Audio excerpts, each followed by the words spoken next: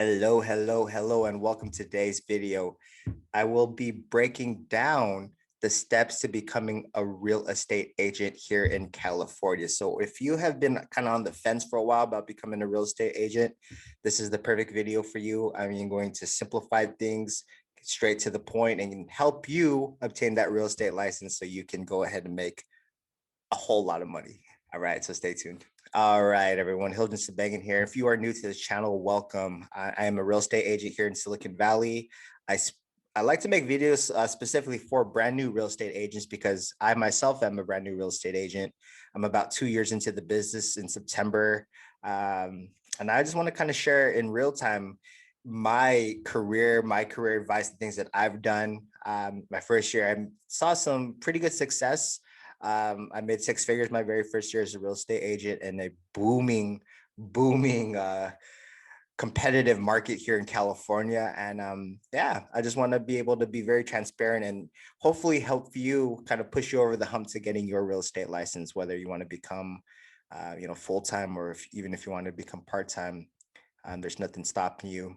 And yeah, I just want to go over the really easy requirements to help you actually become a real estate agent. So with that said, let's go ahead and get right to the first step.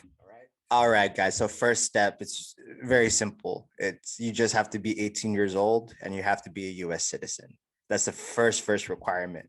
So literally right out of high school, you can test to become a real estate agent, right? So long that you're 18 years old, right? And that's the best part about being a real estate agent or the prospect of becoming a real estate agent. It's a very low barrier of entry.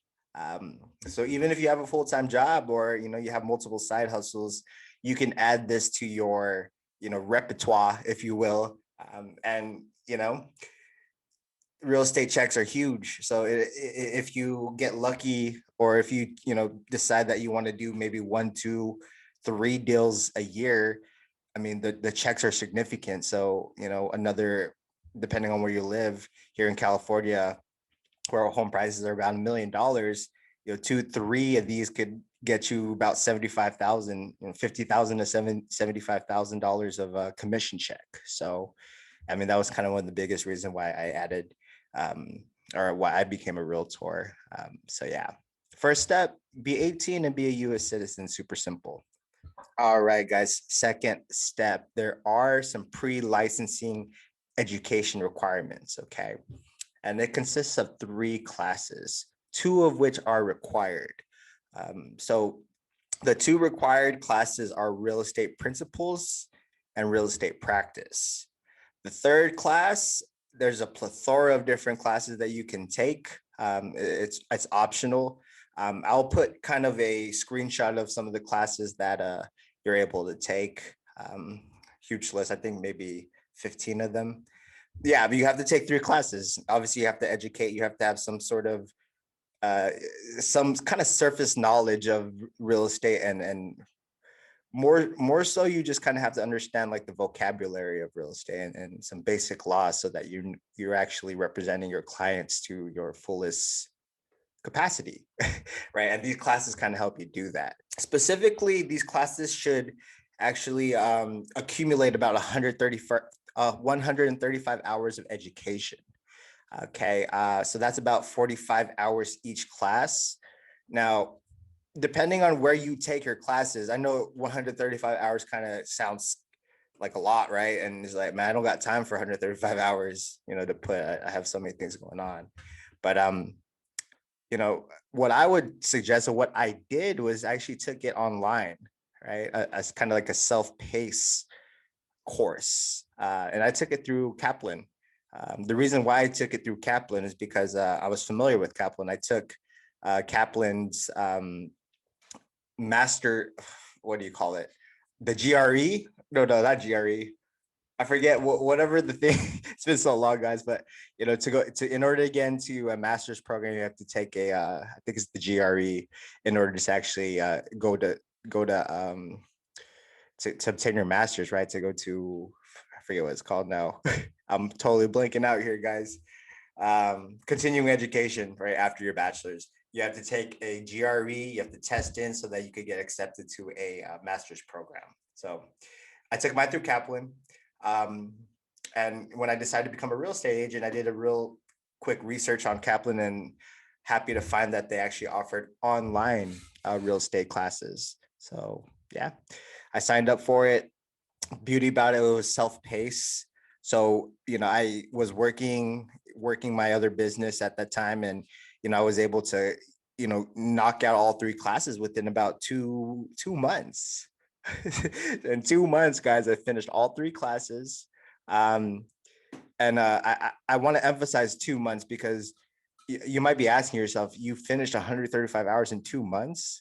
No, I didn't. The thing is what the real requirement for these pre-licensing education courses, guys, is that you just have to pass the final, right? That's just the bottom line. You have to pass the final, and they want to see that you have passed the final, which will give you certification to be able to actually take your state licensing exam.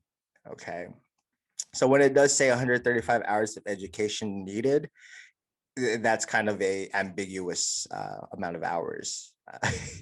So, do what you do. Tests are open book, right? The final exams are open book. So long that you pass it, right? That's all that really matters. Because really, when it comes down to it, if you pass the state licensing exam, that's all that you really need. And that's the most important thing. So, all the things that you don't learn during these pre-licensing education courses, you're going to have to kind of like really force yourself to learn so that you can actually pass the licensing exam, right? So it's kind of more of a formality, but definitely take it somewhat serious, right? Understand the vocabulary at the very least. You want to be familiar, right, with the actual just the world of real estate, and the vocabulary, the terms, the surface laws, right? And then from there, when you're actually studying for your state licensing exam, you could kind of understand how to apply those to real life situations. Let's actually get to the next step before I kind of get on the tangent here. Okay. All right. So as a recap, right? Simple. You have to be 18 and a US citizen. And then from there, you have to take 135 hours of education, which is broken down to 3 45-hour courses. As soon as you pass all 3 final exams, you are now able to take the state licensing exam, right? So now you go onto the website, the Department of Real Estate website, and then you see exactly where you could take it. I think in California, you could only take it in certain areas, certain cities, right? In Northern California, where I'm based out of, we were only able to take it in either Oakland or Sacramento. So, plan accordingly. But a little some kind of small details behind before taking the final exam. You have to actually get a background check. You actually have to have fingerprints taken, and then from there you also have to submit some fees. I believe there's a licensing fee and there's an exam fee. I think all that put together with the fingerprints and the application, I think it's about $300. Don't quote me on that. What I'll do is actually I'll put a screenshot of kind of the DRE website and breakdown of all the fees. This is kind of where all the marbles are can be got. This is where all the marbles can be taken as the state licensing exam. Given the fact that there are a limited amount of cities that you could actually take this exam, it could be kind of stressful. I mean, you have to wake up early. I took mine in Sacramento, so it's about an hour and a half drive. And I believe my test was like at 9 a.m. Or 8 a.m. actually. Yeah. So I had to get up at 5, took the drive over there, and then, took that exam. And they're very, very, very strict. They make sure they're going to make sure that you're not cheating, right? They check your pockets. They make you empty everything out. Not that I'm a cheater in tests or anything. Even if you have to go to the bathroom, they have people kind of like hounding you. So just, you want to have some honor, right? You want to put in the work. You want to make sure that you study so that you could actually pass this final exam. What does it take to pass the final exam? You need a 70%. So it's not that much. I think so. The test is 150 questions. So that means that you're going to have to score at least 105. Yeah, you have to get at least 105 answers correct. So that's what, 45? Wrong, right? You have a low barrier of entry. It's not too bad. I will say some of the questions could be very, very confusing. But I think the big secret sauce to passing the exam, especially on your first try, is to make sure to actually time your classes correctly. Like make sure that you're actually, you're taking your final exam. Final exam. You're taking your licensing exam somewhat nearby towards finishing your 3 pre-licensing education requirements, right? So that the information is fresh. I think that's the most important part.